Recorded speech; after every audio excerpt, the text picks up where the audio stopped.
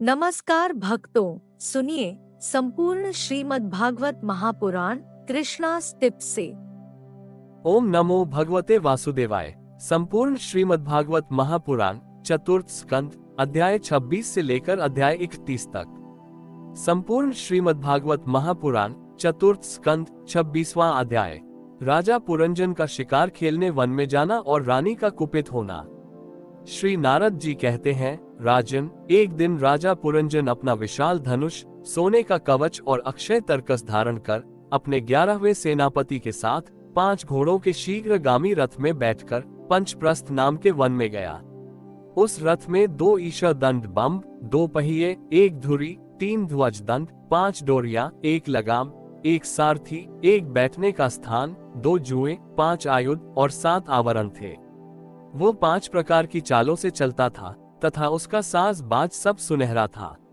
यद्यपि राजा के लिए अपनी प्रिया को क्षण भर भी छोड़ना कठिन था, किंतु उस दिन उसे शिकार का ऐसा शौक लगा कि उसकी भी परवाह न कर वो बड़े गर्व से धनुष बाण चढ़ाकर आखेट करने लगा।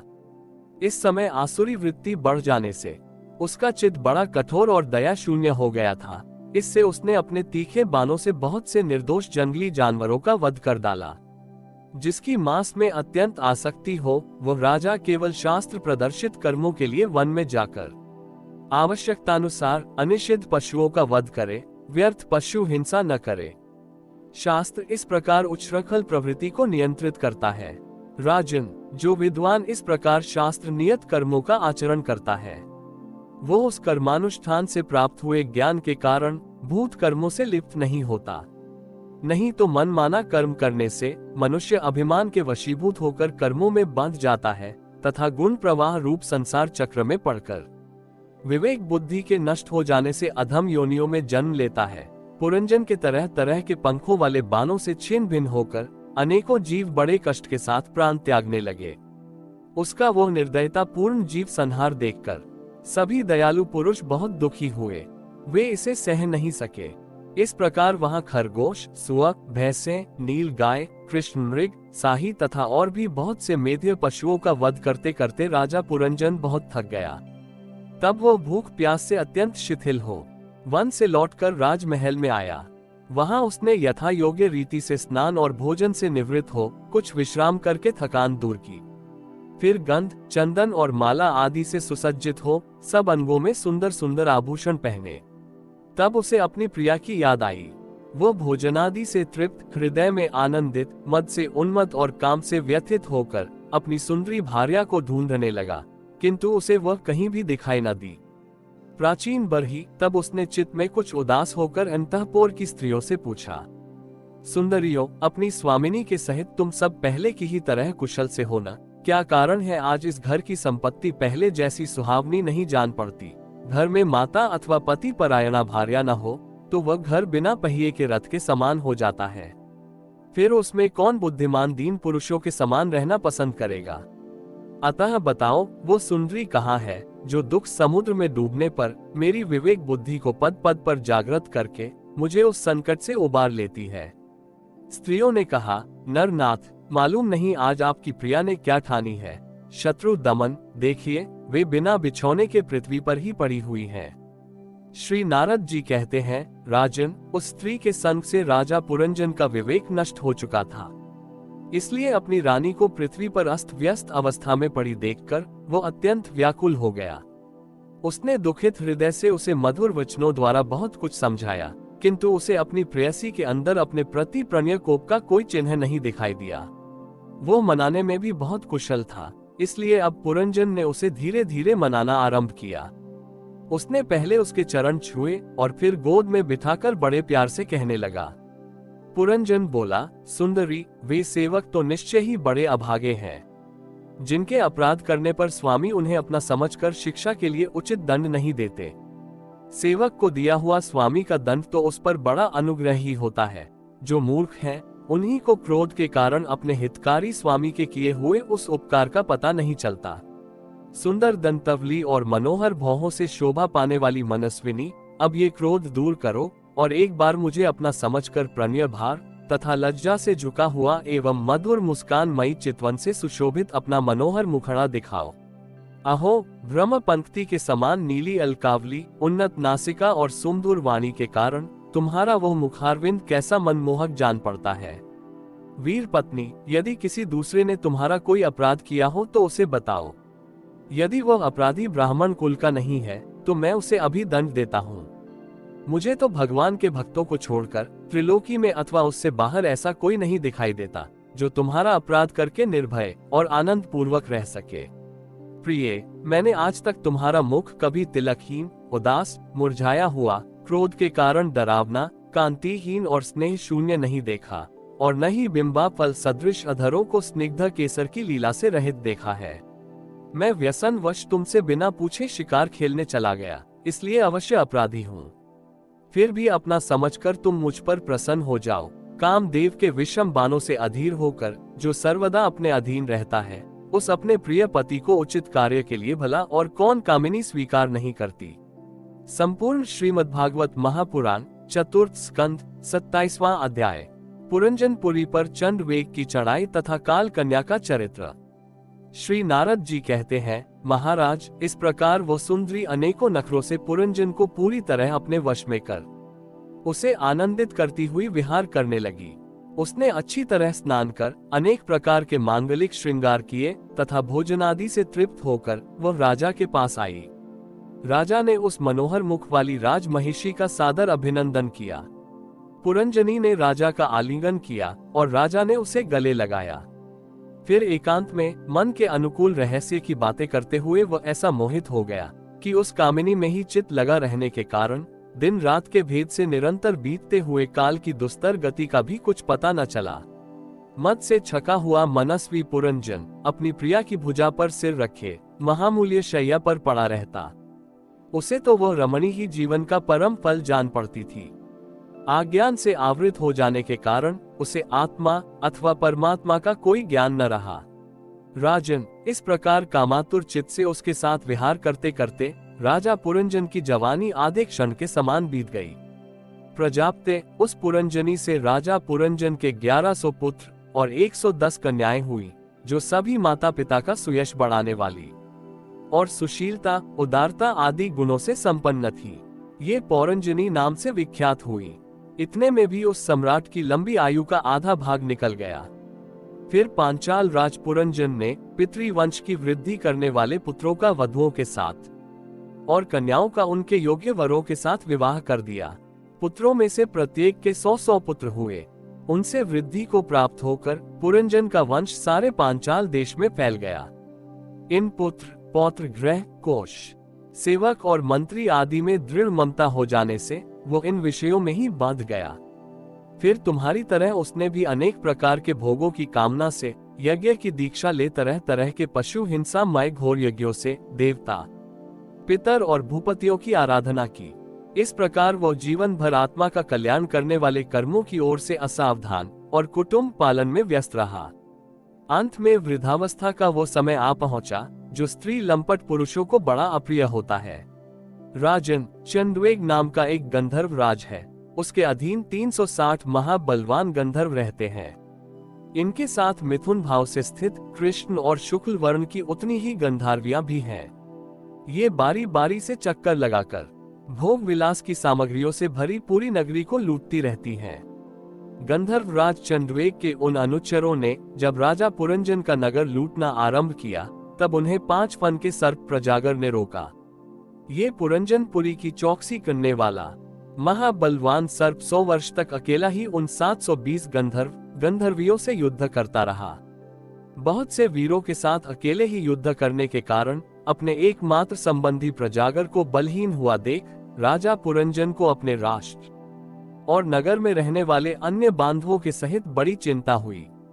वो इतने दिनों तक पांचाल देश के उस नगर में अपने दूतों द्वारा लाए हुए कर को लेकर विषय भोगों में मस्त रहता था। स्त्री के वशीभूत रहने के कारण इस अवश्यंभावी भय का उसे पता ही न चला। बरहिष्मन इन्हीं दिनों काल की एक कन्या वर की खोज में त्रिलोकी में भटकती रही, फिर भी उसे किसी ने स्वीकार नहीं किया। वह काल कन्या जरा बड़ी भाग्यहीना थी, इसलिए लोग उसे दुर्भगा कहते थे। एक बार राजर्षि पुरु ने पिता को अपना यौवन देने के लिए अपनी ही इच्छा से उसे वर लिया था। इससे प्रसन्न होकर उसने उन्हें राज्य प्राप्ति का वर दिया था। एक दिन मैं ब्रह्मलोक से पृथ्वी पर आया, तो वह घूमती घूमती मुझे भी मिल गई। तब मुझे नैष्ठिक ब्रह्मचारी जानकर भी कामातुरा होने के कारण उसने वरना चाहा। मैंने उसकी प्रार्थना स्वीकार नहीं की। इस पर उसने अत्यंत कुपित होकर मुझे ये दुस्सह शाप दिया कि तुमने मेरी प्रार्थना स्वीकार नहीं की, अतः तुम एक स्थान पर अधिक देर न ठहर सकोगे। तब मेरी ओर से निराश होकर उस कन्या ने मेरी सम्मति से यवन राज भय के पास जाकर उसका पति रूप से वरण किया और कहा, वीरवर, आप यवनों में श्रेष्ठ हैं, मैं आपसे प्रेम करती हूँ और पति बनाना चाहती हूँ। आपके प्रति किया हुआ जीवों का संकल्प कभी विफल नहीं होता। जो मनुष्य लोक अथवा शास्त्र की दृष्टि से देने योग्य वस्तु का दान नहीं करता और जो शास्त्र दृष्टि से अधिकारी होकर भी ऐसा दान नहीं लेता, वे दोनों ही दुराग्रही और मूढ़ हैं, अतएव शोचनीय है। भद्र, इस समय मैं आपकी सेवा में उपस्थित हुई हूँ, आप मुझे स्वीकार करके अनुग्रहित कीजिए। पुरुष का सबसे बड़ा धर्म दीनों पर दया करना ही है। काल कन्या की बात सुनकर यवन राज ने विधाता का एक गुप्त कार्य कराने की इच्छा से मुस्कुराते हुए उससे कहा, मैंने योग दृष्टि से देखकर तेरे लिए एक पति निश्चय किया है। तू सबका अनिष्ट करने वाली है, इसलिए किसी को भी अच्छी नहीं लगती और इसी से लोग तुझे स्वीकार नहीं करते। अतः इस कर्म जनित लोक को तू अलक्षित होकर बलात् भोग। तू मेरी सेना लेकर जा, इसकी सहायता से तू सारी प्रजा का नाश करने में समर्थ होगी। कोई भी तेरा सामना न कर सकेगा। ये प्रज्वार नाम का मेरा भाई है और तू मेरी बहन बन जा। तुम दोनों के साथ मैं अव्यक्त गति से भयंकर सेना लेकर सारे लोकों में विचरूंगा। संपूर्ण श्रीमद्भागवत महापुराण चतुर्थ स्कंद 28वां अध्याय। पुरंजन को स्त्री योनि की प्राप्ति और अविज्ञात के उपदेश से उसका मुक्त होना। श्री नारद जी कहते हैं, राजन, फिर भय नामक यवन राज के आज्ञाकारी सैनिक प्रज्वार और काल कन्या के साथ इस पृथ्वी तल पर सर्वत्र विचरने लगे। एक बार उन्होंने बड़े वेग से बूढ़े सांप से सुरक्षित और संसार की सब प्रकार की सुख सामग्री से संपन्न पुरंजनपुरी को घेर लिया। तब जिसके चंगुल में फंसकर पुरुष शीघ्र ही निहसार हो जाता है, वह काल कन्या बलात् उस पुरी की प्रजा को भोगने लगी। उस समय वे यवन भी काल कन्या के द्वारा भोगी जाती हुई उस पुरी में चारों ओर से भिन्न भिन्न द्वारों से घुसकर उसका विध्वंस करने लगे। पुरी के इस प्रकार पीड़ित किए जाने पर उसके स्वामित्व का अभिमान रखने वाले तथा ममताग्रस्त बहुकुटुंबी राजा पुरंजन को भी नाना प्रकार के क्लेश सताने लगे। काल कन्या के आलिंगन करने से उसकी सारी श्री नष्ट हो गई तथा अत्यंत विषयासक्त होने के कारण वो बहुत दीन हो गया, उसकी विवेक शक्ति नष्ट हो गई। गंधर्व और यवनों ने बलात् उसका सारा ऐश्वर्य लूट लिया। उसने देखा कि सारा नगर नष्ट भ्रष्ट हो गया है। पुत्र, पौत्र, भृत्य और अमात्य वर्ग प्रतिकूल होकर अनादर करने लगे हैं। स्त्री स्नेह शून्य हो गई है। मेरी देह को काल कन्या ने वश में कर रखा है और पांचाल देश शत्रुओं के हाथ में पड़कर भ्रष्ट हो गया है। ये सब देखकर राजा पुरंजन अपार चिंता में डूब गया और उसे उस विपत्ति से छुटकारा पाने का कोई उपाय न दिखाई दिया। काल कन्या ने जिन्हें निहसार कर दिया था, उन्हीं भोगों की लालसा से वह दीन था। अपनी पारलौकिकी गति और बंधुजनों के स्नेह से वंचित रहकर उसका चित्त केवल स्त्री और पुत्र के लालन पालन में ही लगा हुआ था। ऐसी अवस्था में उनसे बिछुड़ने की इच्छा न होने पर भी उसे उस पुरी को छोड़ने के लिए बाध्य होना पड़ा, क्योंकि उसे गंधर्व और यवनों ने घेर रखा था तथा काल कन्या ने कुचल दिया था। इतने में ही यवन राज भय के बड़े भाई प्रज्वार ने अपने भाई का प्रिय करने के लिए उस सारी पुरी में आग लगा दी। जब वह नगरी जलने लगी, तब पुरवासी सेवक वृंद, संतान वर्ग और कुटुंब की स्वामिनी के सहित कुटुंब वत्सल पुरंजन को बड़ा दुख हुआ। नगर को काल कन्या के हाथ में पड़ा देख उसकी रक्षा करने वाले सर्प को भी बड़ी पीड़ा हुई, क्योंकि उसके निवास स्थान पर भी यवनों ने अधिकार कर लिया था और प्रज्वार उस पर भी आक्रमण कर रहा था। जब उस नगर की रक्षा करने में वह सर्वथा असमर्थ हो गया, तब जिस प्रकार जलते हुए वृक्ष के कोट में रहने वाला सर्प उससे निकल जाना चाहता है, उसी प्रकार उसने भी महान कष्ट से कांपते हुए वहां से भागने की इच्छा की। उसके अंग प्रत्यंग ढीले पड़ गए थे तथा गंधर्वों ने उसकी सारी शक्ति नष्ट कर दी थी। अतः जब यवन शत्रुओं ने उसे जाते देखकर रोक दिया, तब वो दुखी होकर रोने लगा। गृहासक्त पुरंजन देह गेहादि में मैं मेरे पन का भाव रखने से अत्यंत बुद्धिहीन हो गया था। स्त्री के प्रेम पाश में फंसकर वो बहुत दीन हो गया था। अब जब इनसे बिछुड़ने का समय उपस्थित हुआ, तब वह अपने पुत्री, पुत्र, पौत्र, पुत्र वधू, दामाद, नौकर और घर, खजाना तथा अन्यान्य जिन पदार्थों में उसकी ममता भर शेष थी, जबकि उनका भोग तो कभी का छूट गया था, उन सबके लिए इस प्रकार चिंता करने लगा। हाय, मेरी भार्या तो बहुत घर गृहस्थी वाली है, जब मैं परलोक को चला जाऊंगा तब यह असहाय होकर किस प्रकार अपना निर्वाह करेगी। इसे इन बाल बच्चों की चिंता ही खा जाएगी। यह मेरे भोजन किए बिना भोजन नहीं करती थी और स्नान किए बिना स्नान नहीं करती थी, सदा मेरी ही सेवा में तत्पर रहती थी। मैं कभी रूठ जाता था तो ये बड़ी भयभीत हो जाती थी और झिड़कने लगता तो डर के मारे चुप रह जाती थी। मुझसे कोई भूल हो जाती तो यह मुझे सचेत कर देती थी। मुझ में इतना अधिक स्नेह है कि यदि मैं कभी परदेश चला जाता था तो यह विरह व्यथा से सूखकर कांटा हो जाती थी। यूं तो यह वीर माता है, तो भी मेरे पीछे क्या ये गृहस्थाश्रम का व्यवहार चला सकेगी। मेरे चले जाने पर एकमात्र मेरे ही सहारे रहने वाले ये पुत्र और पुत्री भी कैसे जीवन धारण करेंगे। ये तो बीच समुद्र में नाव टूट जाने से व्याकुल हुए यात्रियों के समान बिल बिलाने लगेंगे। यद्यपि ज्ञान दृष्टि से उसे शोक करना उचित न था, फिर भी अज्ञानवश राजा पुरंजन इस प्रकार दीन बुद्धि से अपने स्त्री पुत्रादि के लिए शोकाकुल हो रहा था। इसी समय उसे पकड़ने के लिए वहां भय नामक यवन राज आधमका। जब यवन लोग उसे पशु के समान बांधकर अपने स्थान को ले चले, तब उसके अनुचर गण अत्यंत आतुर और शोकाकुल होकर उसके साथ हो लिए। यवनों द्वारा रोका हुआ सर्प भी उस पुरी को छोड़कर इन सबके साथ ही चल दिया। उसके जाते ही सारा नगर छिन्न भिन्न होकर अपने कारण में लीन हो गया। इस प्रकार महाबली यवन राज के बलपूर्वक खींचने पर भी राजा पुरंजन ने अज्ञानवश अपने हितैषी एवं पुराने मित्र अविज्ञात का स्मरण नहीं किया। उस निर्दय राजा ने जिन यज्ञ पशुओं की बलि दी थी, वे उसकी दी हुई पीड़ा को याद करके उसे क्रोध पूर्वक कुठारों से काटने लगे। वो वर्षों तक विवेकहीन अवस्था में अपार अंधकार में पड़ा निरंतर कष्ट भोगता रहा। स्त्री की आसक्ति से उसकी ये दुर्गति हुई थी। अंत समय में भी पुरंजन को उसी का चिंतन बना हुआ था। इसलिए दूसरे जन्म में वो नृपश्रेष्ठ विदर्भ राज के यहाँ सुंदरी कन्या होकर उत्पन्न हुआ। जब यह विदर्भ नंदिनी विवाह योग्य हुई, तब विदर्भ राज ने घोषित कर दिया कि इसे सर्वश्रेष्ठ पराक्रमी वीर ही ब्याह सकेगा। तब शत्रुओं के नगरों को जीतने वाले पांड्य नरेश महाराज मलयध्वज ने समर भूमि में समस्त राजाओं को जीतकर उसके साथ विवाह किया।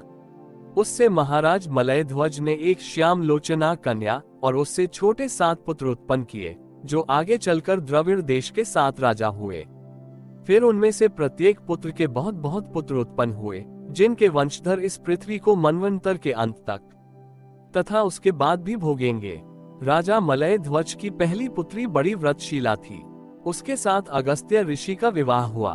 उससे उनके दृढ़च्युत नाम का पुत्र हुआ और दृढ़च्युत के इक्ष्वाह हुआ। अंत में राजर्षि मलयध्वज पृथ्वी को पुत्रों में बांटकर भगवान श्री कृष्ण की आराधना करने की इच्छा से मलय पर्वत पर चले गए। उस समय चंद्रिका जिस प्रकार चंद्रदेव का अनुसरण करती है, उसी प्रकार मत लोचना वैदर्भी ने अपने घर, पुत्र और समस्त भोगों को तिलांजलि दे पांड्य नरेश का अनुगमन किया। वहां चंद्रवसा, ताम्रपर्णी और वटोटका नाम की 3 नदियां थीं। उनके पवित्र जल में स्नान करके वे प्रतिदिन अपने शरीर और अंतःकरण को निर्मल करते थे। वहां रहकर उन्होंने कंद, बीज, मूल, फल, पुष्प, पत्ते, तृण और जल से ही निर्वाह करते हुए बड़ा कठोर तप किया। इससे धीरे धीरे उनका शरीर बहुत सूख गया। महाराज मलयध्वज ने सर्वत्र समदृष्टि रखकर शीत उष्ण, वर्षा वायु, भूख प्यास, प्रिय अप्रिय और सुख दुखादि सभी द्वंद्वों को जीत लिया। तप और उपासना से वासनाओं को निर्मूल कर तथा यम नियमादि के द्वारा इंद्रिय, प्राण और मन को वश में करके वे आत्मा में ब्रह्म भावना करने लगे। इस प्रकार 100 दिव्य वर्षों तक स्थाणु के समान निश्चल भाव से एक ही स्थान पर बैठे रहे। भगवान वासुदेव में सुदृढ़ प्रेम हो जाने के कारण इतने समय तक उन्हें शरीरादि का भी भान न हुआ। राजन, गुरु स्वरूप साक्षात श्री हरि के उपदेश किए हुए तथा अपने अंतःकरण में सब ओर स्फुरित होने वाले विशुद्ध विज्ञान दीपक से उन्होंने देखा कि अंतःकरण की वृत्ति का प्रकाशक आत्मा स्वप्नावस्था की भांति देहादि समस्त उपाधियों में व्याप्त तथा उनसे पृथक भी है। ऐसा अनुभव करके वे सब ओर से उदासीन हो गए। फिर अपनी आत्मा को पर ब्रह्म में और पर ब्रह्म को आत्मा में अभिन्नता रूप से देखा और अंत में इस अभेद चिंतन को भी त्याग कर सर्वथा शांत हो गए। राजन, इस समय पति परायणा वैदर भी सब प्रकार के भोगों को त्याग कर अपने परम धर्मज्ञ पति मलय ध्वज की सेवा बड़े प्रेम से करती थी। वो चीर वस्त्र धारण किए रहती, व्रत उपवासादि के कारण उसका शरीर अत्यंत कृश हो गया था और सिर के बाल आपस में उलझ जाने के कारण उनमें लंटें पड़ गई थीं। उस समय अपने पति देव के पास वो अंगार भाव को प्राप्त धूम्रहित अग्नि के समीप अग्नि की शांत शिखा के समान सुशोभित हो रही थी। उसके पति पर लोकवासी हो चुके थे, परंतु पूर्ववत स्थिर आसन से विराजमान थे। इस रहस्य को न जानने के कारण वो उनके पास जाकर उनकी पूर्ववत सेवा करने लगी। चरण सेवा करते समय जब उसे अपने पति के चरणों में गर्मी बिल्कुल नहीं मालूम हुई, तब तो वह झुंडी से बिछुड़ी हुई मृगी के समान चित्त में अत्यंत व्याकुल हो गई। उस बिहड़ वन में अपने को अकेली और दीन अवस्था में देखकर वो बड़ी शोककुल हुई और आंसुओं की धारा से बहाती हुई बड़े जोर जोर से रोने लगी।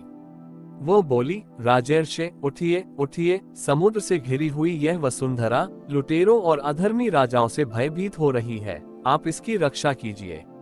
पति के साथ वन में गई हुई वह अबला इस प्रकार विलाप करती पति के चरणों में गिर गई और रो रो कर आंसू बहाने लगी। लकड़ियों की चिता बनाकर उसने उस पर पति का शव रखा और अग्नि जलाकर विलाप करते करते स्वयं सती होने का निश्चय किया। राजन, इसी समय उसका पुराना मित्र एक आत्मज्ञानी ब्राह्मण वहां आया। उसने उस रोती हुई अबला को मधुर वाणी से समझाते हुए कहा। ब्राह्मण ने कहा, तू कौन है, किसकी पुत्री है और जिसके लिए तू शोक कर रही है? वो ये सोया हुआ पुरुष कौन है? क्या तुम मुझे नहीं जानती? मैं वही तेरा मित्र हूँ जिसके साथ तू पहले विचरा करती थी। सखे, क्या तुम्हें अपनी याद आती है? किसी समय मैं तुम्हारा अविज्ञात नाम का सखा था। तुम पृथ्वी के भोग भोगने के लिए निवास स्थान की खोज में मुझे छोड़कर चले गए थे। आर्य, पहले मैं और तुम एक दूसरे के मित्र एवं मानस निवासी हंस थे। हम दोनों सहस्रों वर्षों तक बिना किसी निवास स्थान के ही रहे थे, किंतु मित्र, तुम विषय भोगों की इच्छा से मुझे छोड़कर यहाँ पृथ्वी पर चले आए। यहाँ घूमते घूमते तुमने एक स्त्री का रचा हुआ स्थान देखा। उसमें 5 बगीचे, 9 दरवाजे, 1 द्वारपाल, 3 परकोटे, 6 वैश्य कुल और 5 बाजार थे। वो 5 उपादान कारणों से बना हुआ था और उसकी स्वामिनी एक स्त्री थी। महाराज, इंद्रियों के 5 विषय उसके बगीचे थे, 9 इंद्रिय छिद्र द्वार थे, तेज, जल और अन्न 3 परकोटे थे, मन और 5 ज्ञानेन्द्रिया 6 वैश्य कुल थे, क्रिया शक्ति रूप कर्मेंद्रिया ही बाजार थी। 5 भूत ही उसके कभी क्षीण न होने वाले उपादान कारण थे और बुद्धि शक्ति ही उसकी स्वामिनी थी। यह ऐसा नगर था जिसमें प्रवेश करने पर पुरुष ज्ञान शून्य हो जाता है, अपने स्वरूप को भूल जाता है। भाई, उस नगर में उसकी स्वामिनी के फंदे में पड़कर उसके साथ विहार करते करते तुम भी अपने स्वरूप को भूल गए और उसी के संग से तुम्हारी ये दुर्दशा हुई है। देखो, तुम न तो विदर्भ राज की पुत्री ही हो और न यह वीर मलय ध्वज तुम्हारा पति ही, जिसने तुम्हें 9 द्वारों के नगर में बंद किया था। उस पुरंजनी के पति भी तुम नहीं हो। तुम पहले जन्म में अपने को पुरुष समझते थे और अब सती स्त्री मानते हो। ये सब मेरी ही फैलाई हुई माया है। वास्तव में तुम न पुरुष हो न स्त्री। हम दोनों तो हंस हैं। हमारा जो वास्तविक स्वरूप है उसका अनुभव करो मित्र। जो मैं ईश्वर हूँ वही तुम जीव हो। तुम मुझसे भिन्न नहीं हो और तुम विचार पूर्वक देखो, मैं भी वही हूँ जो तुम हो। ज्ञानी पुरुष हम दोनों में कभी थोड़ा सा भी अंतर नहीं देखते। जैसे एक पुरुष अपने शरीर की परछाई को शीशे में और किसी व्यक्ति के नेत्र में भिन्न भिन्न रूप से देखता है, वैसे ही एक ही आत्मा विद्या और अविद्या की उपाधि के भेद से अपने को ईश्वर और जीव के रूप में 2 प्रकार से देख रहा है। इस प्रकार जब हंस ईश्वर ने उसे सावधान किया, तब वह मान सरोवर का हंस जीव अपने स्वरूप में स्थित हो गया और उसे अपने मित्र के विछोह से भूला हुआ आत्मज्ञान फिर प्राप्त हो गया। प्राचीन वर ही मैंने तुम्हें परोक्ष रूप से यह आत्मज्ञान का दिग्दर्शन कराया है, क्योंकि जगतकर्ता जगदीश्वर को परोक्ष वर्णन ही अधिक प्रिय है। संपूर्ण श्रीमद्भागवत महापुराण चतुर्थ स्कंद 29वां अध्याय। पुरंजनोपाख्यान का तात्पर्य। राजा प्राचीन बरही ने कहा, भगवान, मेरी समझ में आपके वचनों का अभिप्राय पूरा नहीं आ रहा है। विवेकी पुरुष ही इनका तात्पर्य समझ सकते हैं, हम कर्म मोहित जीव नहीं। श्री नारद जी ने कहा, राजन, पुरंजन नगर का निर्माता जीव है, जो अपने लिए 1, 2, 3, 4 अथवा बहुत पैरों वाला या बिना पैरों का शरीर रूपपुर तैयार कर लेता है। उस जीव का सखा जो अविज्ञात नाम से कहा गया है, वो ईश्वर है, क्योंकि किसी भी प्रकार के नाम, गुण अथवा कर्मों से जीवों को उसका पता नहीं चलता। जीव ने जब सुख दुख रूप सभी प्राकृत विषयों को भोगने की इच्छा की, तब उसने दूसरे शरीरों की अपेक्षा 9 द्वार, 2 हाथ और 2 पैरों वाला मानव देह ही पसंद किया। बुद्धि अथवा अविद्या को ही तुम पुरंजनी नाम की स्त्री जानो, इसी के कारण देह और इंद्रिय आदि में मैं, मेरेपन का भाव उत्पन्न होता है, और पुरुष इसी का आश्रय लेकर शरीर में इंद्रियों द्वारा विषयों को भोगता है। 10 इंद्रियां ही उसके मित्र हैं, जिनसे कि सब प्रकार के ज्ञान और कर्म होते हैं। इंद्रियों की वृत्तियां ही उसकी सखियां, और प्राण, अपान, व्यान, उदान, समान रूप 5 वृत्तियों वाला प्राण वायु ही नगर की रक्षा करने वाला 5 फन का सर्प है। दोनों प्रकार की इंद्रियों के नायक मन को ही 11वां महाबली योद्धा जानना चाहिए।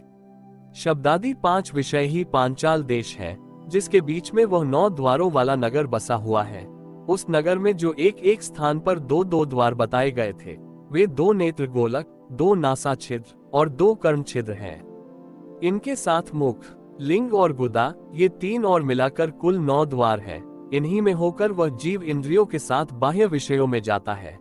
इसमें 2 नेत्र गोलक, 2 नासा छिद्र और 1 मुख, ये 5 पूर्व के द्वार हैं। दाहिने कान को दक्षिण का और बाएं कान को उत्तर का द्वार समझना चाहिए। गुदा और लिंग, ये नीचे के 2 छिद्र पश्चिम के द्वार हैं। खाद्योता और आविर्मुखी नाम के जो 2 द्वार एक स्थान पर बतलाए थे, वे नेत्र गोलक हैं, तथा रूप विभराजित नाम का देश है, जिसका इन द्वारों से जीव चक्षु इंद्रिय की सहायता से अनुभव करता है। दोनों नासा छिद्र ही नलिनी और नालिनी नाम के द्वार हैं, और नासिका का विषय गंध ही सौरभ देश है, तथा घ्राणेन्द्रिय अवधूत नाम का मित्र है। मुख मुख्य नाम का द्वार है, उसमें रहने वाला वागिंद्रिय विपण है, और रसनेन्द्रिय रसविद रसज्ञ नाम का मित्र है। वाणी का व्यापार आपन है, और तरह तरह का अन्न बहुदन है, तथा दाहिना कान पितृहु और बाया कान देवहु कहा गया है। कर्म कान रूप प्रवृत्ति मार्ग का शास्त्र और उपासना कान रूप निवृत्ति मार्ग का शास्त्र ही क्रमशः दक्षिण और उत्तर पांचाल देश है। इन्हें श्रवणेन्द्रिय रूप श्रुद्धर की सहायता से सुनकर जीव क्रमशः पितृयान और देवयान मार्गों में जाता है। लिंग ही आसुरी नाम का पश्चिमी द्वार है, स्त्री प्रसन्न ग्रामक नाम का देश है, और लिंग में रहने वाला उपस्थेन्द्रिय दुर्मद नाम का मित्र है। गुदा निरति नाम का पश्चिमी द्वार है, नरक वैश्यस नाम का देश है, और गुदा में स्थित पायु इंद्रिय लुब्धक नाम का मित्र है। इनके सिवा 2 पुरुष अंधे बताए गए थे, उनका रहस्य भी सुनो। वे हाथ और पांव हैं, इन्हीं की सहायता से जीव क्रमशः सब काम करता और जहां तहां जाता है। हृदय अंतःपुर है, उसमें रहने वाला मन ही विशुचि विशुचीन नाम का प्रधान सेवक है। जीव उस मन के सत्वादी गुणों के कारण ही प्रसन्नता, हर्ष रूप विकार अथवा मोह को प्राप्त होता है। बुद्धि राजमहिषी पुरंजनी जिस प्रकार स्वप्नावस्था में विकार को प्राप्त होती है और जागृत अवस्था में इंद्रियादि को विकृत करती है, उसके गुणों से लिप्त होकर आत्मा जीव भी उसी रूप में उसकी वृत्तियों का अनुकरण करने को बाध्य होता है। यद्यपि वस्तुतः वह उनका निर्विकार साक्षी मात्र ही है, शरीर ही रथ है, उसमें ज्ञानेन्द्रिय रूप 5 घोड़े जुते हुए हैं। देखने में संवत्सर रूप काल के समान ही उसका अप्रतिहत वेग है, वास्तव में वह गतिहीन है। पुण्य और पाप, ये 2 प्रकार के कर्म ही उसके पहिए हैं। 3 गुण ध्वजा है, 5 प्राण डोरियां हैं। मन बागडोर है, बुद्धि सारथी है, हृदय बैठने का स्थान है, सुख दुखादि द्वंद्व जुए हैं, इंद्रियों के 5 विषय उसमें रखे हुए आयुध हैं, और त्वचा आदि 7 धातुएं उसके आवरण हैं। 5 कर्मेंद्रियां उसकी 5 प्रकार की गति हैं। इस रथ पर चढ़कर रथी रूप ये जीव मृग तृष्णा के समान मिथ्या विषयों की ओर दौड़ता है। 11 इंद्रियां उसकी सेना है। तथा 5 ज्ञानेंद्रियों के द्वारा उन इंद्रियों के विषयों को अन्यायपूर्वक ग्रहण करना ही उसका शिकार खेलना है। जिसके द्वारा काल का ज्ञान होता है वो संवत्सर ही चंड वेग नामक गंधर्वराज है। उसके अधीन जो 360 गंधर्व बताए गए थे वे दिन हैं और 360 गंधर्वियां रात्रि हैं। ये बारी बारी से चक्कर लगाते हुए मनुष्य की आयु को हरते रहते हैं। वृद्धा अवस्था ही साक्षात काल कन्या है। उसे कोई भी पुरुष पसंद नहीं करता।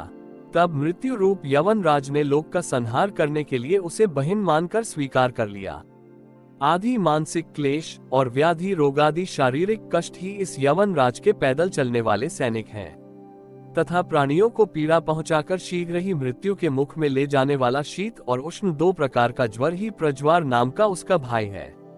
इस प्रकार ये देहाभिमानी जीव अज्ञान से आच्छादित होकर अनेक प्रकार के आदि भौतिक, आध्यात्मिक और आदि दैविक कष्ट भोगता हुआ 100 वर्ष तक मनुष्य शरीर में पड़ा रहता है। वस्तुतः तो वह निर्गुण है, किंतु प्राण, इंद्रिय और मन के धर्मों को अपने में आरोपित कर मैं मेरेपन के अभिमान से बांध कर शुद्ध विषयों का चिंतन करता हुआ तरह तरह के कर्म करता रहता है। ये यद्यपि स्वयं प्रकाश है, तथापि जब तक सबके परम गुरु आत्मा स्वरूप श्री भगवान के स्वरूप को नहीं जानता तब तक प्रकृति के गुणों में ही बंधा रहता है। उन गुणों का अभिमानी होने से वह विवश होकर सात्विक, राजस और तामस कर्म करता है तथा उन कर्मों के अनुसार भिन्न भिन्न योनियों में जन्म लेता है। वो कभी तो सात्विक कर्मों के द्वारा प्रकाश बहुल स्वर्गादि लोक प्राप्त करता है, कभी राजसी कर्मों के द्वारा दुखमय रजोगुणी लोकों में जाता है और कभी तमोगुणी कर्मों के द्वारा शोक बहुल तमोमय योनियों में जन्म लेता है। इस प्रकार अपने कर्म और गुणों के अनुसार देव योनि, मनुष्य योनि अथवा पशु पक्षी योनि में जन्म लेकर वो अज्ञानांध जीव कभी पुरुष, कभी स्त्री और कभी नपुंसक होता है।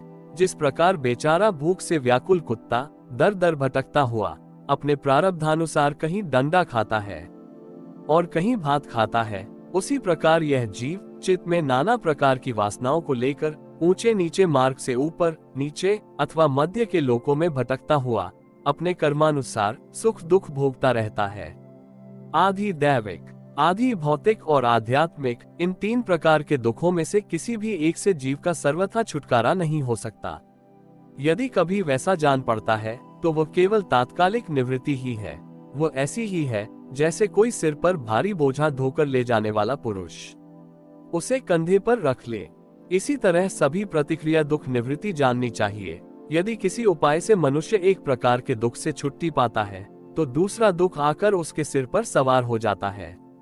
शुद्ध हृदय नरेंद्र, जिस प्रकार स्वप्न में होने वाला स्वप्नांतर उस स्वप्न से सर्वथा छूटने का उपाय नहीं है, उसी प्रकार कर्म फल भोग से सर्वथा छूटने का उपाय केवल कर्म नहीं हो सकता, क्योंकि कर्म और कर्म फल भोग दोनों ही अविद्या युक्त होते हैं।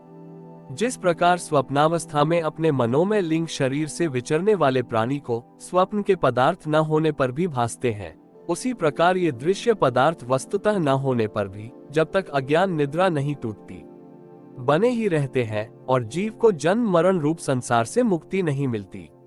अतः इनकी आत्यंतिक निवृत्ति का उपाय एकमात्र आत्मज्ञान ही है। राजन, जिस अविद्या के कारण परमार्थ रूप आत्मा को ये जन्म मरण रूप अनर्थ परंपरा प्राप्त हुई है, उसकी निवृत्ति गुरु स्वरूप श्री हरि में सुदृढ़ भक्ति होने पर हो सकती है। भगवान वासुदेव में एकाग्रता पूर्वक सम्यक प्रकार से किया हुआ भक्ति भाव ज्ञान और वैराग्य का आविर्भाव कर देता है। राजर्षे, ये भक्ति भाव भगवान की कथाओं के आश्रित रहता है, इसलिए जो श्रद्धा पूर्वक उन्हें प्रतिदिन सुनता या पढ़ता है उसे बहुत शीघ्र इसकी प्राप्ति हो जाती है। राजन, जहाँ भागवत गुणों को कहने और सुनने में तत्पर विशुद्ध चित्त भक्त जन रहते हैं, उस साधु समाज में सब और महापुरुषों के मुख से निकले हुए श्री मधुसूदन भगवान के चरित्र शुद्ध अमृत की अनेकों नदियां बहती रहती हैं। जो लोग अतृप्त चित्त से श्रवण में तत्पर अपने कर्ण कुहरों द्वारा उस अमृत का छक्कर पान करते हैं, उन्हें भूख प्यास भय शोक और मोह आदि कुछ भी बाधा नहीं पहुंचा सकते। हाय, स्वभावतः प्राप्त होने वाले इन क्षुधा पिप्सादि विघ्नों से सदा घिरा हुआ जीव समुदाय श्री हरि के कथामृत सिंधु से प्रेम नहीं करता। साक्षात प्रजापतियों के पति ब्रह्मा जी, भगवान शंकर, स्वयंभुव मनु, दक्षादि प्रजापतिगण सनकादि नैष्ठिक ब्रह्मचारी, मरीचि, अत्रि, अंगिरा, पुलस्त्य, पुल, क्रतु, भृगु, वशिष्ठ और मैं, ये जितने ब्रह्मवादी मुनिगण हैं, समस्त वान में एक अधिपति होने पर भी तप, उपासना और समाधि के द्वारा ढूंढ ढूंढ कर हार गए, फिर भी उस सर्व साक्षी परमेश्वर को आज तक न देख सके। वेद भी अत्यंत विस्तृत है, उसका पार पाना हंसी खेल नहीं है। अनेकों महानुभाव उसकी आलोचना करके मंत्रों में बताए हुए वज्रहस्तत्वादि गुणों से युक्त इंद्रादि देवताओं के रूप में भिन्न भिन्न कर्मों के द्वारा यद्यपि उस परमात्मा का ही यजन करते हैं, तथापि उसके स्वरूप को वे भी नहीं जानते। हृदय में बार बार चिंतन किए जाने पर भगवान जिस समय जीव पर कृपा करते हैं, उसी समय वह लौकिक व्यवहार एवं वैदिक कर्म मार्ग की बद्धमूल आस्था से छुट्टी पा जाता है। बर्हिष्मन, तुम इन कर्मों में परमार्थ बुद्धि मत करो, ये सुनने में ही प्रिय जान पड़ते हैं, परमार्थ का तो स्पर्श भी नहीं करते। ये जो परमार्थवत दीख पड़ते हैं, इसमें केवल अज्ञान ही कारण है, जो मलिनमति कर्मवादी लोग वेद को कर्म परक बताते हैं, वे वास्तव में उसका मर्म नहीं जानते। इसका कारण यही है कि वे अपने स्वरूप भूतलोक आत्म तत्व को नहीं जानते, जहां साक्षात श्री जनार्दन भगवान विराजमान हैं। पूर्व की ओर अग्रभाग वाले कुशाओं से संपूर्ण भूमंडल को आच्छादित करके अनेकों पशुओं का वध करने से तुम बड़े कर्माभिमानी और उद्धत हो गए हो, किंतु वास्तव में तुम्हें कर्म या उपासना किसी के भी रहस्य का पता नहीं है। वास्तव में कर्म तो वही है जिससे श्री हरि को प्रसन्न किया जा सके, और विद्या भी वही है जिससे भगवान में चित्त लगे। श्री हरि संपूर्ण देहधारियों में आत्मा, नियामक और स्वतंत्र कारण है, अतः उनके चरण तल ही मनुष्यों के एकमात्र आश्रय हैं, और उन्हीं से संसार में सबका कल्याण हो सकता है। जिससे किसी को अनुमात्र भी भय नहीं होता, वही उसका प्रियतम आत्मा है। ऐसा जो पुरुष जानता है वही ज्ञानी है, और जो ज्ञानी है वही गुरु एवं साक्षात श्री हरि है। श्री नारद जी कहते हैं, पुरुष श्रेष्ठ, यहाँ तक जो कुछ कहा गया है उससे तुम्हारे प्रश्न का उत्तर हो गया। अब मैं एक भली भांति निश्चित किया हुआ गुप्त साधन बताता हूँ, ध्यान देकर सुनो।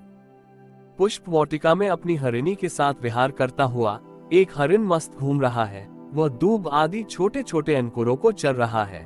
उसके कान भौरों के मधुर गुंजार में लग रहे हैं। उसके सामने ही दूसरे जीवों को मारकर अपना पेट पालने वाले भेड़िए ताक लगाए खड़े हैं, और पीछे से शिकारी व्याध ने बींधने के लिए उस पर बांध छोड़ दिया है। परंतु हरिण इतना बेसुध है कि उसे इसका कुछ पता नहीं है। एक बार इस हरिण की दशा पर विचार करो। राजन, इस रूपक का आशय सुनो। यह मृत प्राय हरिण तुम ही हो। तुम अपनी दशा पर विचार करो। पुष्पों की तरह ये स्त्रियां केवल देखने में सुंदर हैं। इन स्त्रियों के रहने का घर ही पुष्प वाटिका है। इसमें रहकर तुम पुष्पों के मधु और गंध के समान शुद्ध सकाम कर्मों के फल रूप जीव और जन्नेन्द्रिय को प्रिय लगने वाले भोजन तथा स्त्री संग आदि तुच्छ भोगों को ढूंढ रहे हो। स्त्रियों से घिरे रहते हो और अपने मन को तुमने उन्हीं में फंसा रखा है। स्त्री पुत्रों का मधुर भाषण ही भौरों का मधुर गुंजार है। तुम्हारे कान उसी में अत्यंत आसक्त हो रहे हैं। सामने ही भेड़ियों के झुंड के समान काल के अंश दिन और रात तुम्हारी आयु को हर रहे हैं, परंतु तुम उनकी कुछ भी परवाह न कर गृहस्थी के सुखों में मस्त हो रहे हो। तुम्हारे पीछे गुपचुप लगा हुआ शिकारी काल अपने छिपे हुए बाण से तुम्हारे हृदय को दूर से ही बींध डालना चाहता है। इस प्रकार अपने को मृग की सी स्थिति में देखकर तुम अपने चित्त को हृदय के भीतर निरुद्ध करो और नदी की भांति प्रवाहित होने वाली श्रवणेन्द्रिय की बाह्य वृत्ति को चित्त में स्थापित करो। अंतर्मुखी करो, जहाँ कामी पुरुषों की चर्चा होती रहती है, उस गृहस्थाश्रम को छोड़कर परम हंसों के आश्रय श्री हरि को प्रसन्न करो और क्रमशः सभी विषयों से विरत हो जाओ। राजा प्राचीन बरही ने कहा, भगवान, आपने कृपा करके मुझे जो उपदेश दिया उसे मैंने सुना और उस पर विशेष रूप से विचार भी किया। मुझे कर्म का उपदेश देने वाले इन आचार्यों को निश्चय ही इसका ज्ञान नहीं है। यदि ये इस विषय को जानते तो मुझे इसका उपदेश क्यों न करते। विप्रवर, मेरे उपाध्यायों ने आत्म तत्व के विषय में मेरे हृदय में जो महान संशय खड़ा कर दिया था उसे आपने पूरी तरह से काट दिया। इस विषय में इंद्रियों की गति न होने के कारण मंत्र दृष्टा ऋषियों को भी मोह हो जाता है। वेदवादियों का कथन जगह जगह सुना जाता है कि पुरुष इस लोक में जिसके द्वारा कर्म करता है उस स्थूल शरीर को यहीं छोड़कर पर लोक में कर्मों से ही बने हुए दूसरी देह से उनका फल भोगता है। किंतु ये बात कैसे हो सकती है, क्योंकि उन कर्मों का कर्ता स्थूल शरीर तो यहीं नष्ट हो जाता है। इसके सिवा जो कर्म यहाँ किए जाते हैं वे तो दूसरे ही क्षण में अदृश्य हो जाते हैं। वे परलोक में फल देने के लिए किस प्रकार पुनः प्रकट हो सकते हैं। श्री नारद जी ने कहा, राजन, स्थूल शरीर तो लिंग शरीर के अधीन है, अतः कर्मों का उत्तरदायित्व उसी पर है। जिस मनः प्रधान लिंग की सहायता से मनुष्य कर्म करता है वह तो मरने के बाद भी उसके साथ रहता ही है। अतः वह परलोक में अप्रोक्ष रूप से स्वयं उसी के द्वारा उनका फल भोगता है। स्वप्नावस्था में मनुष्य इस जीवित शरीर का अभिमान तो छोड़ देता है, किंतु इसी के समान अथवा इससे भिन्न प्रकार के पशु पक्षी आदि शरीर से वो मन में संस्कार रूप से स्थित कर्मों का फल भोगता रहता है। इस मन के द्वारा जीव जिन स्त्री पुत्र आदि को ये मेरे हैं और देहादि को यह मैं हूँ ऐसा कहकर मानता है, उनके किए हुए पाप पुण्यादि रूप कर्मों को भी यह अपने ऊपर ले लेता है और उनके कारण इसे व्यर्थ ही फिर जन्म लेना पड़ता है। जिस प्रकार ज्ञानेंद्रिय और कर्मेंद्रिय दोनों की चेष्टाओं से उनके प्रेरक चित्त का अनुमान किया जाता है, उसी प्रकार चित्त की भिन्न भिन्न प्रकार की वृत्तियों से पूर्व जन्म के कर्मों का भी अनुमान होता है। अतः कर्म अदृष्ट रूप से फल देने के लिए कालांतर में मौजूद रहते हैं। कभी कभी देखा जाता है कि जिस वस्तु का इस शरीर से कभी अनुभव नहीं किया, जिसे न कभी देखा न सुना ही, उसका स्वप्न में वो जैसी होती है वैसा ही अनुभव हो जाता है।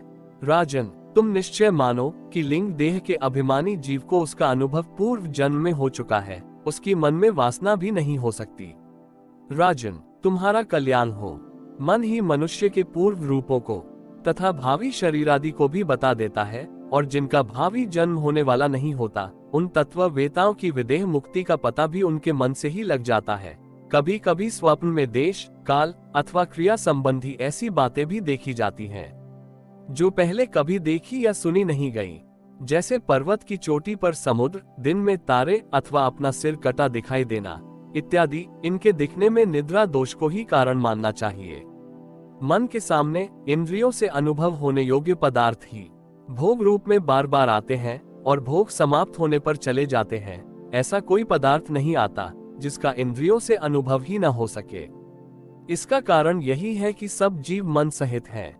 साधारणतः तो सब पदार्थों का क्रमशः ही भान होता है, किंतु यदि किसी समय भगवत चिंतन में लगा हुआ मन विशुद्ध सत्व में स्थित हो जाए तो उसमें भगवान का संसर्ग होने से एक साथ समस्त विश्व का ही भान हो सकता है, जैसे राहु दृष्टि का विषय न होने पर भी प्रकाशात्मक चंद्रमा के संसर्ग से दिखने लगता है। राजन, जब तक गुणों का परिणाम एवं बुद्धि, मन, इंद्रिय और शब्दादि विषयों का संघात यह अनादि लिंग देह बना हुआ है, तब तक जीव के अंदर स्थूल देह के प्रति मैं मेरा इस भाव का अभाव नहीं हो सकता। सुषुप्ति, मूर्छा, अत्यंत दुख तथा मृत्यु और तीव्र ज्वर आदि के समय भी इंद्रियों की व्याकुलता के कारण मैं और मेरेपन की स्पष्ट प्रतीति नहीं होती, किंतु उस समय भी उनका अभिमान तो बना ही रहता है। जिस प्रकार अमावस्या की रात्रि में चंद्रमा रहते हुए भी दिखाई नहीं देता, उसी प्रकार युवावस्था में स्पष्ट प्रतीत होने वाला यह एकादश इंद्रिय विशिष्ट लिंग शरीर गर्भावस्था और बाल्यकाल में रहते हुए भी इंद्रियों का पूर्ण विकास न होने के कारण प्रतीत नहीं होता। जिस प्रकार स्वप्न में किसी वस्तु का अस्तित्व न होने पर भी जागे बिना स्वप्न जनित अनर्थ की निवृत्ति नहीं होती, उसी प्रकार सांसारिक वस्तुएं यद्यपि असत है तो भी अविद्यावश जीव उनका चिंतन करता रहता है। इसलिए उसका जन्म मरण रूप संसार से छुटकारा नहीं हो पाता। इस प्रकार पंच तन्मात्राओं से बना हुआ तथा 16 तत्वों के रूप में विकसित ये त्रिगुणमय संघात ही लिंग शरीर है। यही चेतना शक्ति से युक्त होकर जीव कहा जाता है। इसी के द्वारा पुरुष भिन्न भिन्न देहों को ग्रहण करता और त्यागता है तथा इसी से उसे हर्ष, शोक, भय, दुख और सुख आदि का अनुभव होता है। जिस प्रकार जोक जब तक दूसरे तृण को नहीं पकड़ लेती तब तक पहले को नहीं छोड़ती, उसी प्रकार जीव मरण काल उपस्थित होने पर भी जब तक देहारंभक कर्मों की समाप्ति होने पर दूसरा शरीर प्राप्त नहीं कर लेता तब तक पहले शरीर के अभिमान को नहीं छोड़ता। राजन, यह मनः प्रधान लिंग शरीर ही जीव के जन्मादि का कारण है।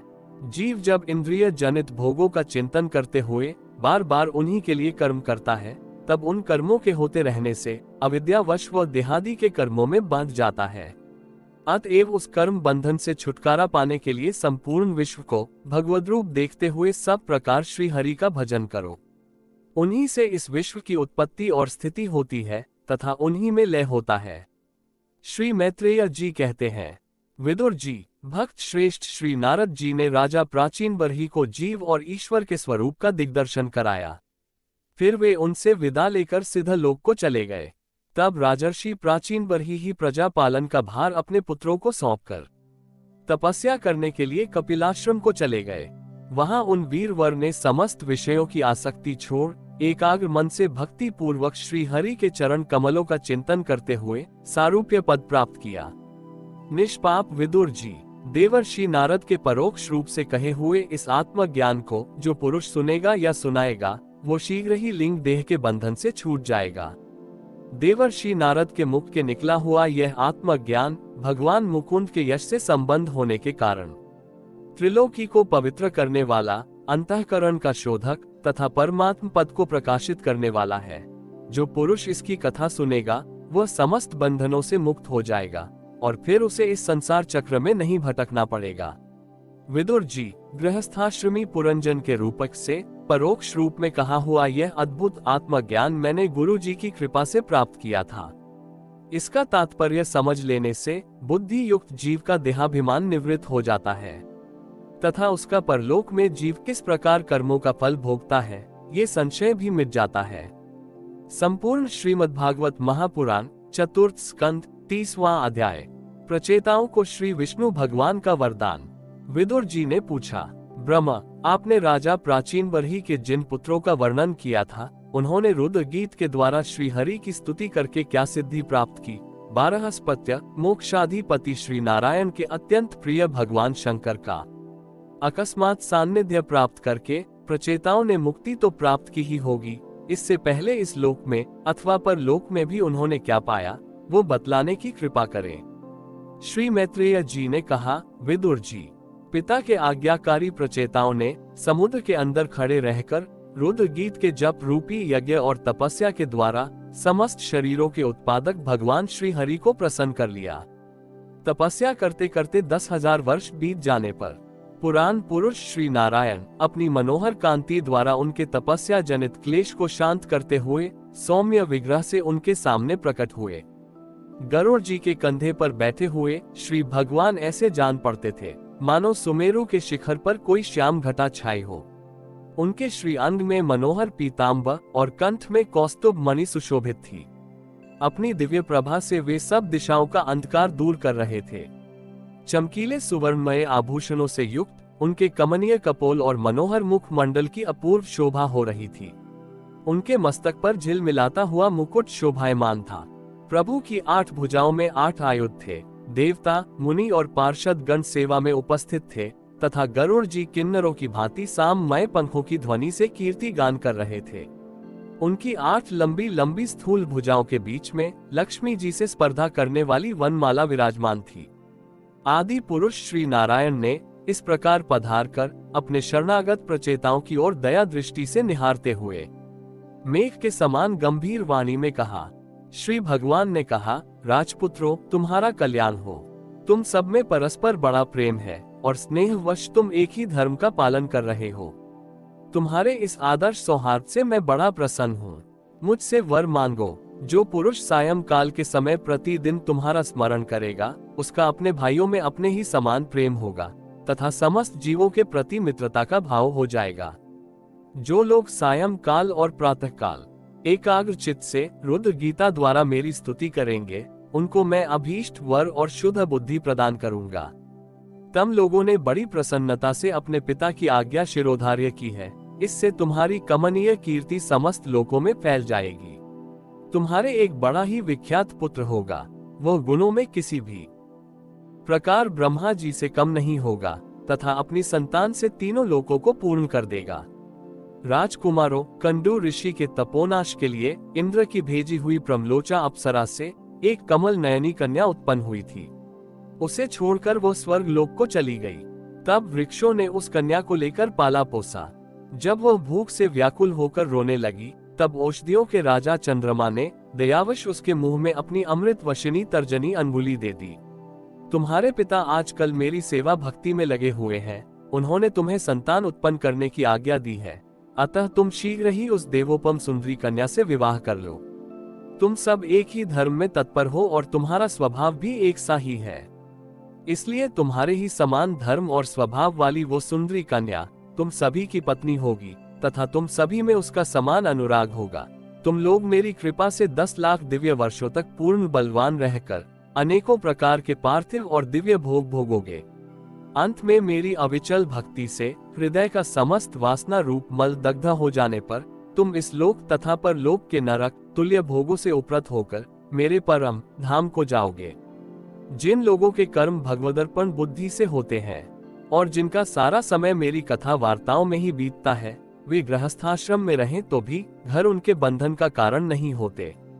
वे नित्य प्रति मेरी लीलाएं सुनते रहते हैं, इसलिए ब्रह्मवादी वक्ताओं के द्वारा मैं ज्ञान स्वरूप पर ब्रह्म उनके हृदय में नित्य नया नया सा भासता रहता हूँ और मुझे प्राप्त कर लेने पर जीवों को न मोह हो सकता है, न शोक और न हर्ष ही।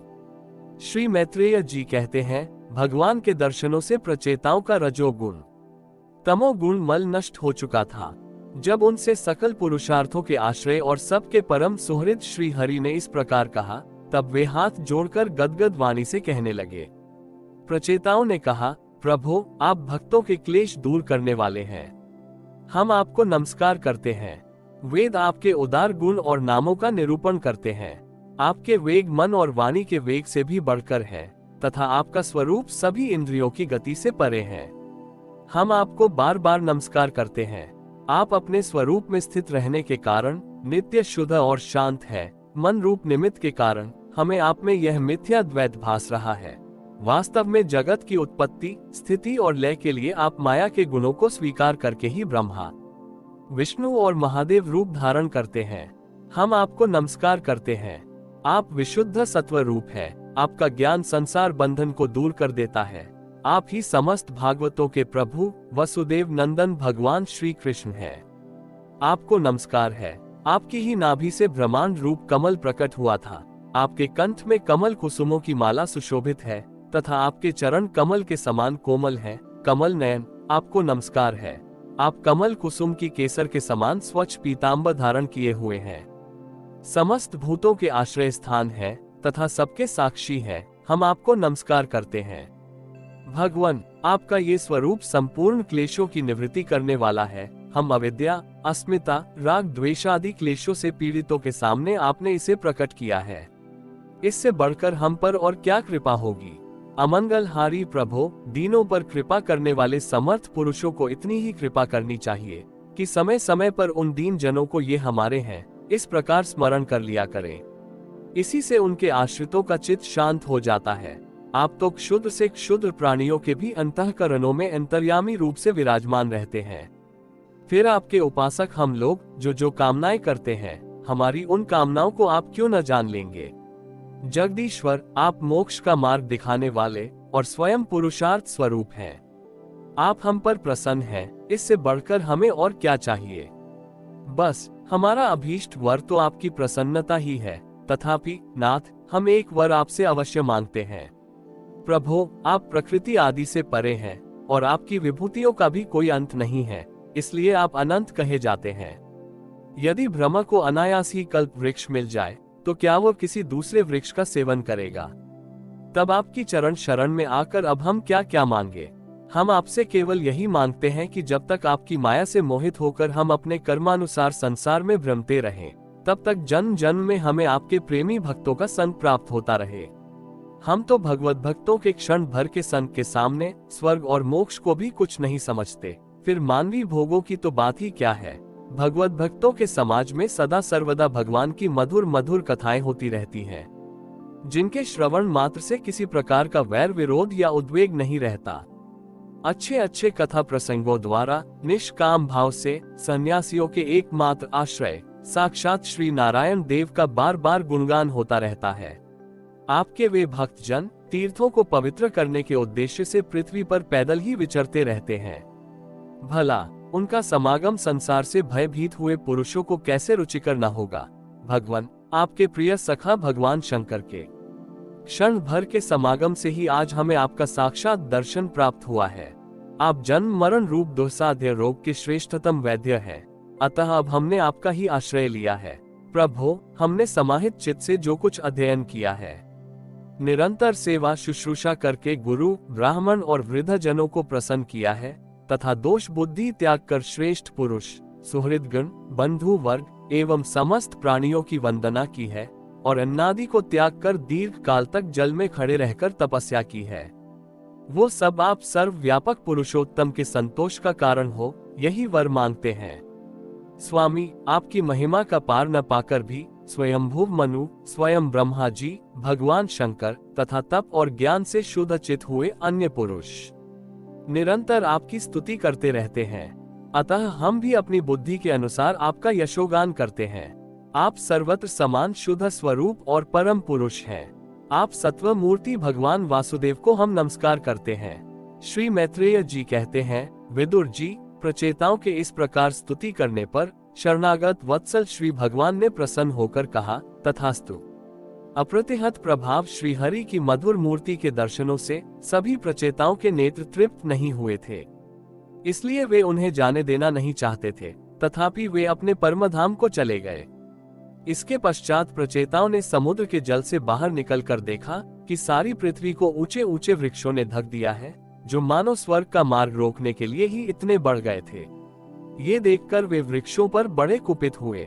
तब उन्होंने पृथ्वी को वृक्ष, लता आदि से रहित कर देने के लिए अपने मुख से प्रचंड वायु और अग्नि को छोड़ा, जैसे कालाग्नि रुद्र प्रलय काल में छोड़ते हैं।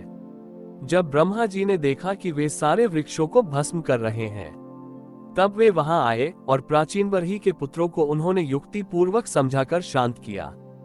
फिर जो कुछ वृक्ष वहां बचे थे, उन्होंने डरकर ब्रह्मा जी के कहने से वो कन्या लाकर प्रचेताओं को दी। प्रचेताओं ने भी ब्रह्मा जी के आदेश से उस मारिशा नाम की कन्या से विवाह कर लिया। इसी के गर्भ से ब्रह्मा जी के पुत्र दक्ष ने श्री महादेव जी की अवज्ञा के कारण अपना पूर्व शरीर त्याग कर जन्म लिया। इन्हीं दक्ष ने चाक्षुष मनवंतर आने पर, जब काल क्रम से पूर्व सर्ग नष्ट हो गया, भगवान की प्रेरणा से इच्छानुसार नवीन प्रजा उत्पन्न की। इन्होंने जन्म लेते ही अपनी कांति से समस्त तेजस्वियों का तेज छीन लिया। ये कर्म करने में बड़े दक्ष कुशल थे, इसी से इनका नाम दक्ष हुआ। इन्हें ब्रह्मा जी ने प्रजापतियों के नायक के पद पर अभिषिक्त कर सृष्टि की रक्षा के लिए नियुक्त किया और इन्होंने मरीचि आदि दूसरे प्रजापतियों को अपने अपने कार्य में नियुक्त किया। संपूर्ण श्रीमद्भागवत महापुराण, चतुर्थ स्कंद, 31वां अध्याय। प्रचेताओं को श्री नारद जी का उपदेश और उनका परम पद लाभ। श्री मैत्रेय जी कहते हैं, विदुर जी, 10 लाख वर्ष बीत जाने पर जब प्रचेताओं को विवेक हुआ, तब उन्हें भगवान के वाक्यों की याद आई और वे अपनी भार्या मारिशा को पुत्र के पास छोड़कर तुरंत घर से निकल पड़े। वे पश्चिम दिशा में समुद्र के तट पर, जहां जाजली मुनि ने सिद्धि प्राप्त की थी, जा पहुंचे और जिससे समस्त भूतों में एक ही आत्म तत्व विराजमान है, ऐसा ज्ञान होता है, उस आत्म विचार रूप ब्रह्म सत्र का संकल्प करके बैठ गए। उन्होंने प्राण, मन, वाणी और दृष्टि को वश में किया तथा शरीर को निश्चेष्ट, स्थिर और सीधा रखते हुए आसन को जीतकर चित्त को विशुद्ध पर ब्रह्म में लीन कर दिया। ऐसी स्थिति में उन्हें देवता और असुर दोनों के ही वंदनीय श्री नारद जी ने देखा। नारद जी को आया देख प्रचेता गण खड़े हो गए और प्रणाम करके आदर सत्कार पूर्वक देश कालानुसार उनकी विधिवत पूजा की। जब नारद जी सुख पूर्वक बैठ गए, तब वे कहने लगे। प्रचेताओं ने कहा, देवर्षे, आपका स्वागत है। आज बड़े भाग्य से हमें आपका दर्शन हुआ। ब्रह्मा, सूर्य के समान आपका घूमना फिरना भी ज्ञानालोक से समस्त जीवों को अभय दान देने के लिए ही होता है। प्रभो, भगवान शंकर और श्री विष्णु भगवान ने हमें जो उपदेश दिया था, उसे गृहस्थी में आसक्त रहने के कारण हम लोग प्रायः भूल गए हैं। अतः आप हमारे हृदयों में उस परमार्थ तत्व का साक्षात्कार कराने वाले अध्यात्म ज्ञान को फिर प्रकाशित कर दीजिए, जिससे हम सुगमता से ही इस दुस्तर संसार सागर से पार हो जाएं। श्री मैत्रेय जी कहते हैं, भगवान में श्री नारद जी का चित्त सर्वदा भगवान श्री कृष्ण में ही लगा रहता है। वे प्रचेताओं के इस प्रकार पूछने पर उनसे कहने लगे। श्री नारद जी ने कहा, राजाओं, इस लोक में मनुष्य का वही जन्म, वही कर्म, वही आयु, वही मन और वही वाणी सफल है, जिसके द्वारा सर्वात्मा सर्वेश्वर श्री हरि का सेवन किया जाता है, जिनके द्वारा अपने स्वरूप का साक्षात्कार कराने वाले श्री हरि को प्राप्त न किया जाए। उन माता पिता की पवित्रता से, यज्ञोपवीत संस्कार से एवं यज्ञ दीक्षा से प्राप्त होने वाले उन 3 प्रकार के श्रेष्ठ जन्मों में, वेदोक्त कर्मों से, देवताओं के समान दीर्घ आयु से, शास्त्र ज्ञान से, तप से, वाणी की चतुराई से, अनेक प्रकार की बातें याद रखने की शक्ति से, तीव्र बुद्धि से, बल से, इंद्रियों की पटुता से, योग से, सांख्य आत्मानात्म विवेक से, संन्यास और वेदाध्ययन से तथा व्रत वैराग्यादि अन्य कल्याण साधनों से भी पुरुष का क्या लाभ है। वास्तव में समस्त कल्याणों की अवधि आत्मा ही है और आत्मा ज्ञान प्रदान करने वाले श्री हरि ही संपूर्ण प्राणियों की प्रिय आत्मा है। जिस प्रकार वृक्ष की जड़ सींचने से उसके तना, शाखा, उपशाखा आदि सभी का पोषण हो जाता है, और जैसे भोजन द्वारा प्राणों को तृप्त करने से समस्त इंद्रियां पुष्ट होती हैं, उसी प्रकार श्री भगवान की पूजा ही सबकी पूजा है।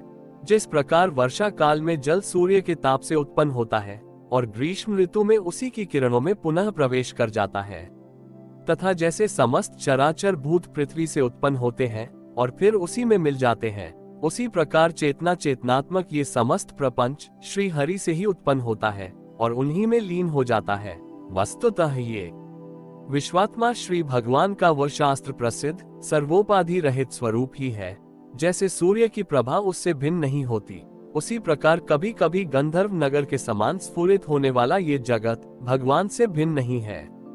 तथा जैसे जागृत अवस्था में इंद्रियां क्रियाशील रहती हैं, किंतु सुषुप्ति में उनकी शक्तियां लीन हो जाती हैं, उसी प्रकार यह जगत सर्गकाल में भगवान से प्रकट हो जाता है और कल्पांत होने पर उन्हीं में लीन हो जाता है।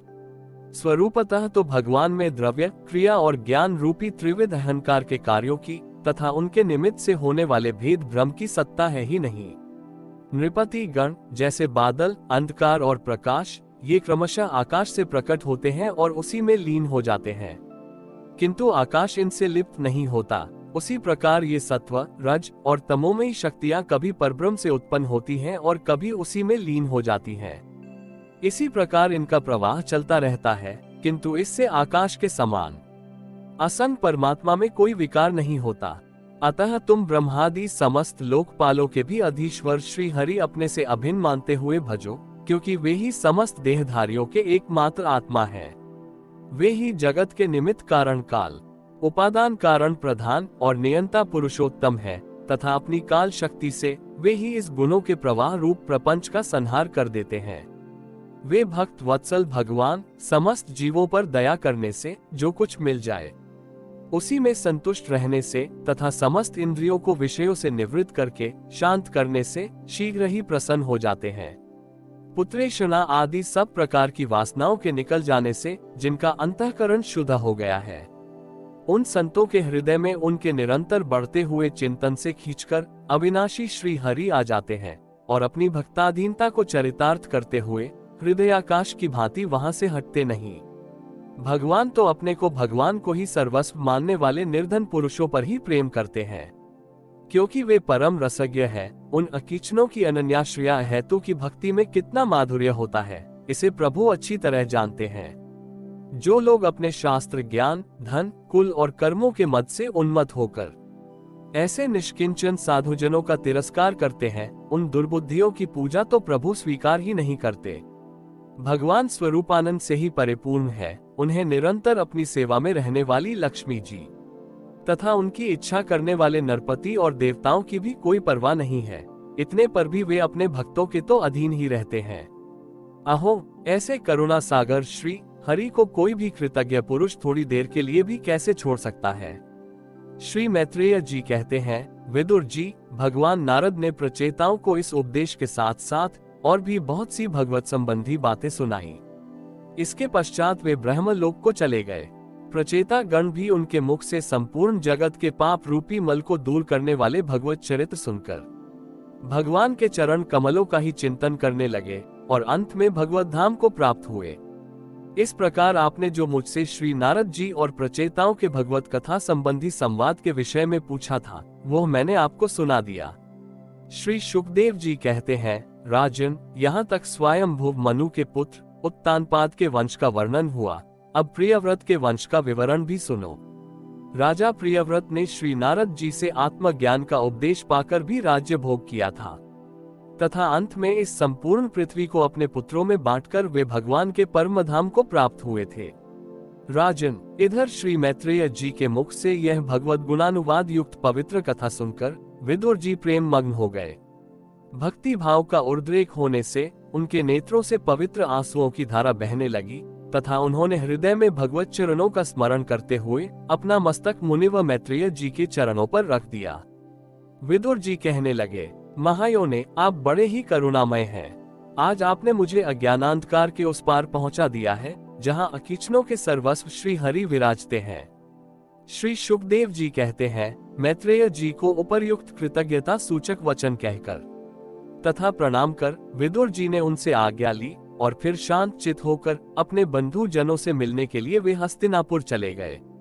राजन, जो पुरुष भगवान के शरणागत परम भागवत राजाओं का ये पवित्र चरित्र सुनेगा, उसे दीर्घ आयु, धन, सुयश, क्षेम, सद्गति और ऐश्वर्य की प्राप्ति होगी। हरि ओम तत्सत। इति श्रीमद्भागवत महापुराण चतुर्थ स्कंद अध्याय 26 से लेकर अध्याय 31 तक संपूर्ण।